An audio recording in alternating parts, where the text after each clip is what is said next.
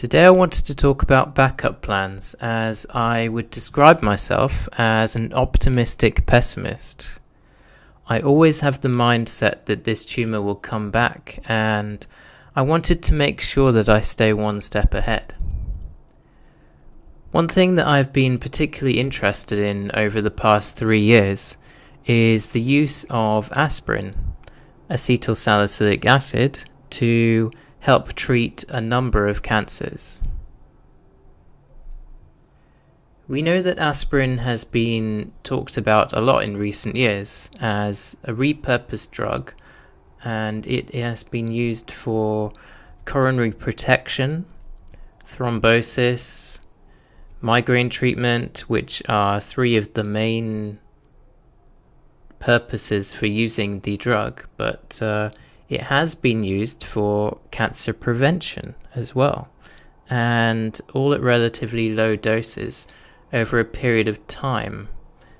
Now, the potential opportunities for cancer treatment, particularly in combination with other agents, is what I'm interested in, and it fills me with great intrigue. So, one of the main issues with this for brain cancer is one of the main challenges that we see with any drug, of course, to treat neuroinflammatory conditions like epilepsy and diseases such as brain cancer. That is the blood-brain barrier. So here is a nice simple illustration of how normal blood vessels differ from brain blood vessels. We can clearly see that transport processes are much less restrictive in normal blood vessels. Just to describe the blood-brain barrier and its composition, if you like, the blood-brain barrier consists of these endothelial cells lining brain capillaries. It's easier to see this more clearly in the bottom picture of the slide here. The barrier functions to restrict and control movement of substances between the general circulation and brain extracellular fluid. These endothelial cells and surrounding structures here are a lot more complicated because there's so much going on with the brain being such a complex, delicate, metabolically demanding organ of the central nervous system. As such, it requires a great deal of protection, facilitation, and constant maintenance of its integrity. A fine balance of homeostatic mechanisms that support the whole body. Some of these processes may be regulated hormonally or modulated by adjacent cells, including astrocytes. We will look into this a little bit more later on. The barrier function of the blood-brain barrier is due to these tight junctions that we see in the close-up image of the bottom graphic on the slide. They restrict movement of substances between the endothelial cells. We can see this in even more detail, nice and clearly, on the next slide. So here we are. There are specific transport proteins here that determine which substances can cross the barrier transcellularly. So an additional challenge for drug delivery to the brain is that there are enzymes acting during this process that may degrade or alter substances prior to passage. This simply means that that even if drugs do get through, they may have degraded significantly by the time they reach our target site that we want to get it to. I will show what this looks like shortly. So to further complicate things, neuroinflammatory conditions associated with the central nervous system, such as brain cancer, may alter blood-brain barrier function. It's very, very likely, especially if the patient has epilepsy as a result, or has had surgery, radiotherapy, and or chemotherapeutic agents, which can all compromise the integrity of the barrier, leading to this leaky brain phenomenon we see in the graphic in the close-up image, where we can see the tight junction has been compromised here in this specific graphic. So tight junctions will be compromised. That's what a leaky brain is. And in this case, we can see that clearly in this image here. So this is not a good thing, as you can see with all of these cascading pro-inflammatory reactions that occur as a result.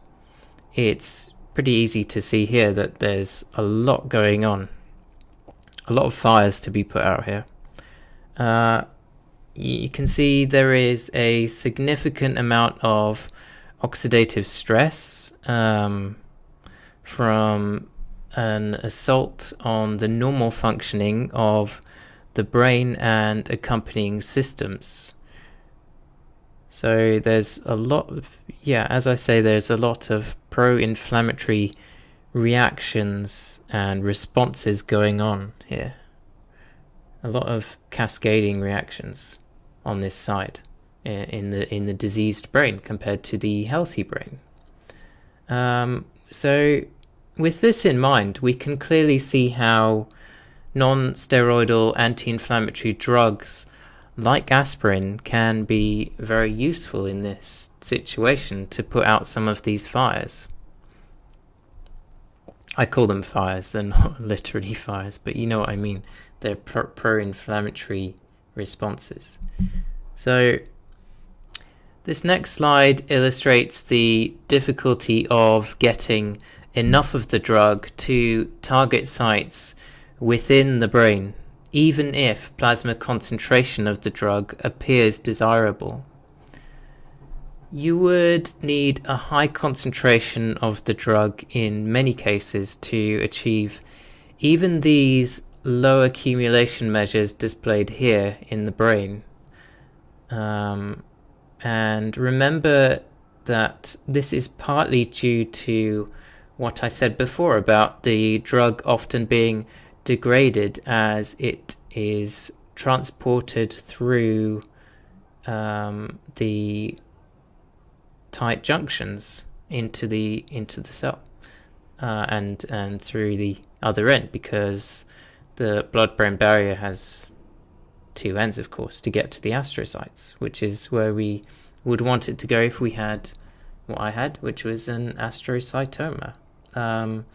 Additionally, with brain cancer, we would have challenges getting the drug to pass through the blood-brain barrier easy for me to say, at tolerable therapeutic doses without the gastrointestinal side effects associated with aspirin at proposed therapeutic doses over a period of time.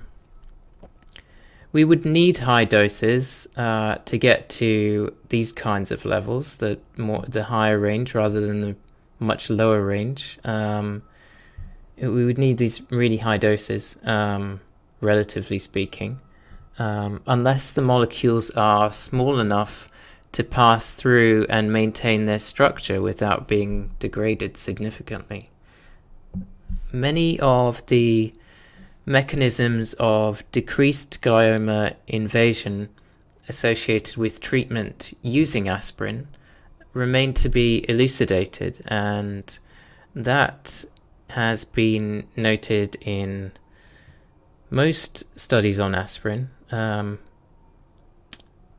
which is but there are a lot of things that we do know. So the things that we do know are extremely beneficial and very detailed, actually, because aspirin has a really long history of use, and they can tell us an awful lot about its mechanism of action for cancer management.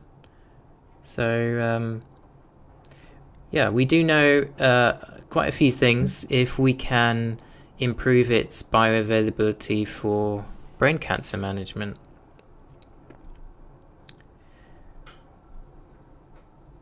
So as I mentioned, it's very difficult to get drugs into the brain effectively, and many novel methods have been proposed to enhance drug permeability through the blood-brain barrier, with nanotechnology leading the way at the moment, from what I understand in terms of potential.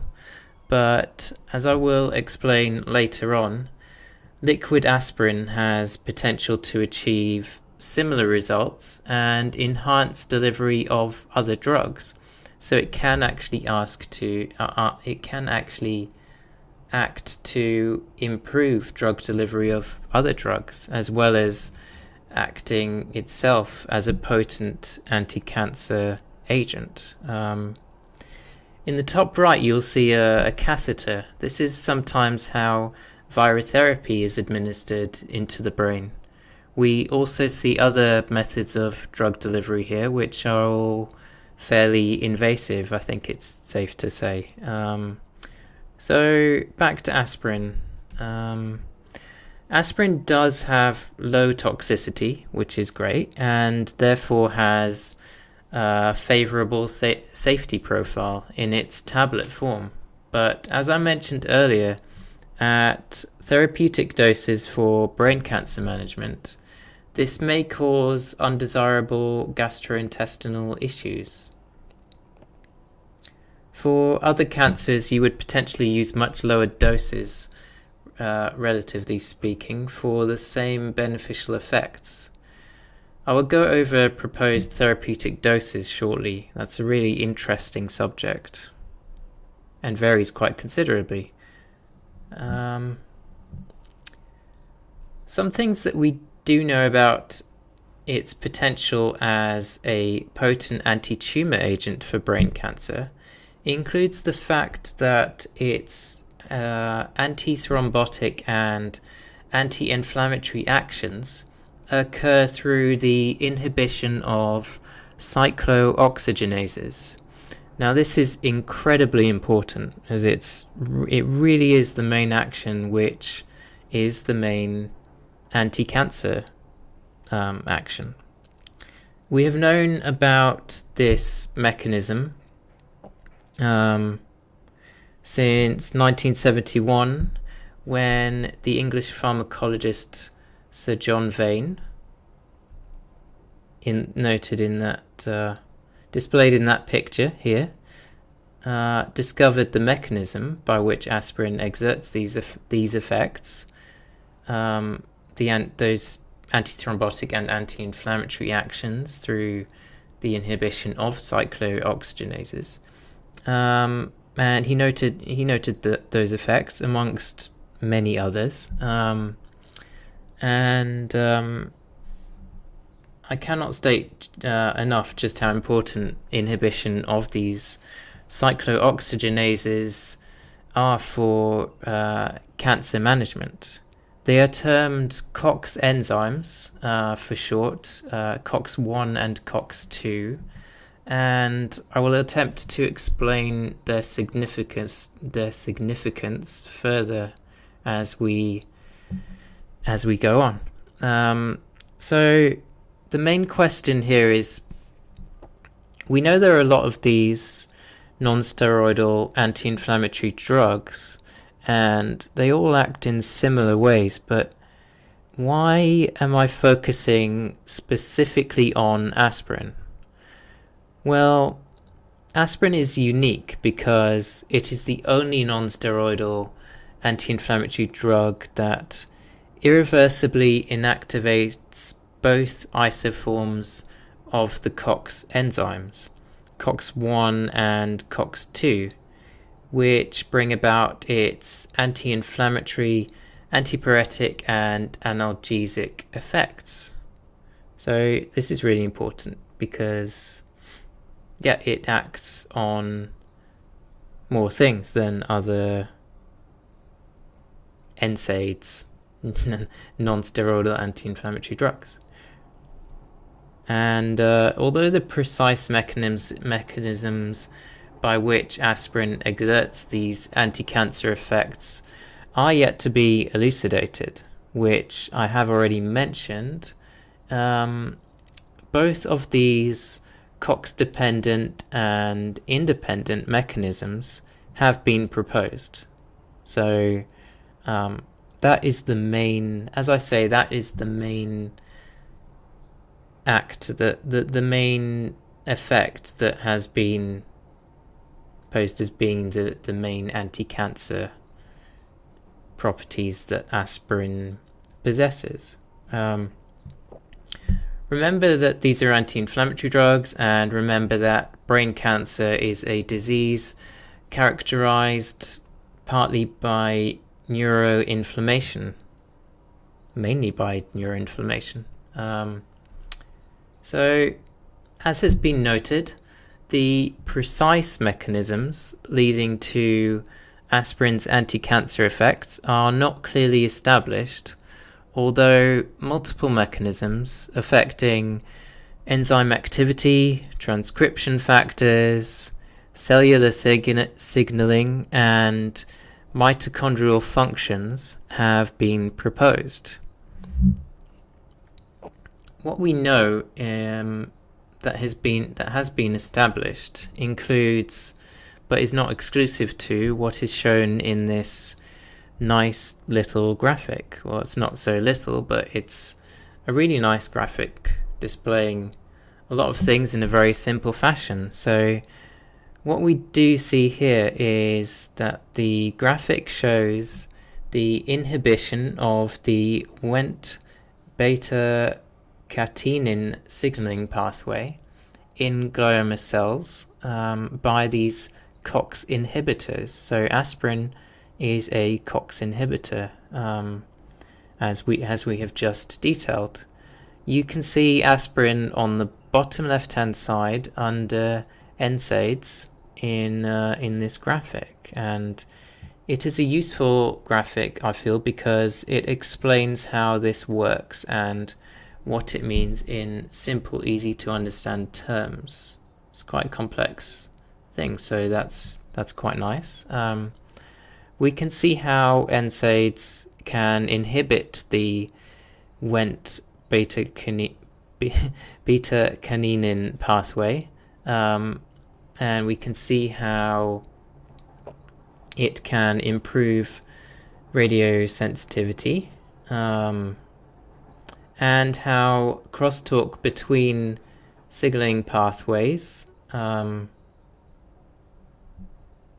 crosstalk between other signaling pathways is affected in favorable ways. So those are the main things that the main benefits. It can inhibit the Wnt beta-catenin pathway, improve radiosensitivity, and how these crosstalk between other signaling pathways is affected in favorable ways to for these anti-inflammatory benefits. I explained how NSAIDs affect analgesia, antiparesis, and act as anti-inflammatory agents, but I didn't explain exactly how, which is very important, very important actually. These three main responses revolve around a molecule class called prostaglandins, which is a very, very important thing to note. These endogenous molecules were initially thought to be present in the prostate gland, which is why they are still called prostaglandins, even though they're found in various locations all over the body. This is actually a very important hormone, as I will explain, or attempt to explain. Prostaglandins are lipid autocoids synthesized from 20-carbon acid arachidonic acid, from the 20-carbon fatty acid arachidonic acid. So if you see these studies, particularly one that came out recently in the literature, stating that brain tumors can adapt to using fatty acids for energy, keep in mind that this only applies to arachidonic acid and its precursors before they are converted to arachidonic acid. These are all omega-6 fatty acids that are pro-inflammatory. And in the last study looking at this, they were looking at linoleic acid. And linoleic acid is a precursor to arachidonic acid and is a type of fatty acid that we have seen a lot in the research that clearly fuels tumor growth. So we know this, it's not a new thing. With this in mind, it makes sense that prostaglandin has been shown to promote tumor angiogenesis and cell proliferation. This suggests that glioma invasion may be associated with prostaglandin, and this seems pretty obvious to myself. We've known this for a really long time, and it's pretty clear from what we see. So for those that don't know, angiogenesis simply means the development of new blood vessels, which can give the tumor a constant supply of nutrients to grow, spread, and thrive, as we see on the left-hand side quite well. It's a nice picture showing just how, in this case, glioblastoma is very. It has a lot of new blood vessels forming all the time. It's a very vascular type of tumor.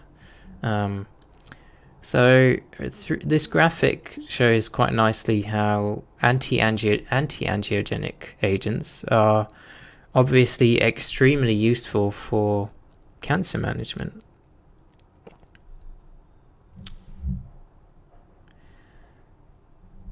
Okay, just to end here, I would say I'll just explain what